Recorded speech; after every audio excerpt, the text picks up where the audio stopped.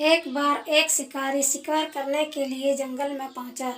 उसने अपने तीर पर बहुत ही खतरनाक जहर लगाया और शिकार को निशान बना करके उसने तीर को छोड़ा, लेकिन उसका तीर चुक गया और तीर एक पेड़ पर जा लगा।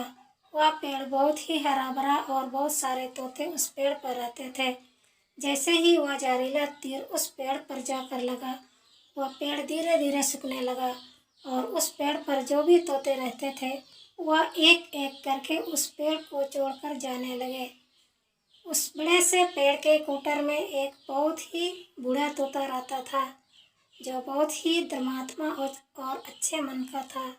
सभी तोते उस पेड़ को छोड़कर जाने लगे थे, लेकिन वह बूढ़ा तोता जाता था, दाना लेकर के आता और उसी कोटर में आकर के बैठ जाता था, परंतु उस पेड़ को छोड़ने को तैयार नहीं था। बूढ़े तोते के साथियों ने कई बार आकर के उससे समझाया कि यह पेड़ सूख रहा है और किसी दिन गिर भी जाएगा, चलो किसी और पेड़ पर चलकर रहा जाए, परंतु वह बूढ़ा तोता वहाँ से जाने को तैयार नहीं हो रहा था। अब यह बात देवराज इंद्र तक पहुँची।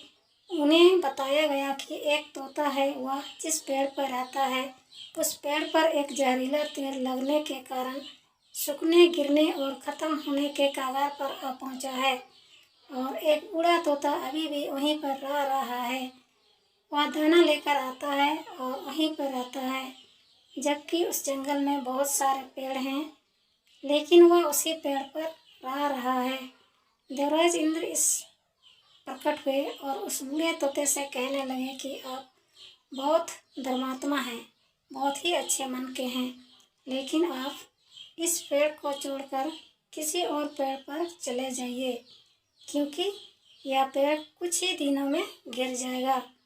तालाब के पास में बहुत से बड़े बड़े हरे बड़े पेड़ हैं, बड़े बड़े कोटर हैं, उन पेड़ों पर फल भी लगे हुए हैं, उन्हें वहीं पर तोड़कर खा सकते हैं, परंतु यहाँ से आप चले जाइए।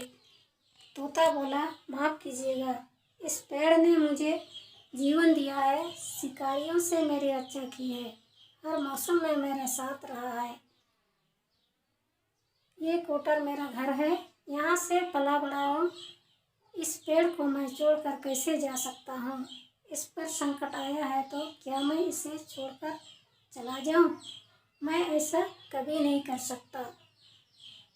उन्होंने तोते से कहा कि मैं आपके इस बात से बहुत ही खुश हूँ, मांगो जो आपको मांगना हो। उस बूढ़े तोते ने कहा, मुझे बस इतना मांगना है कि जिस पेड़ ने मुझे जन्म दिया, जहाँ मैं रहा पला बड़ा, जिसे आप मेरा जन्मभूमि कह सकते हैं, आप इसे फिर से वैसे ही हरा भरा कर दो जैसा यह था।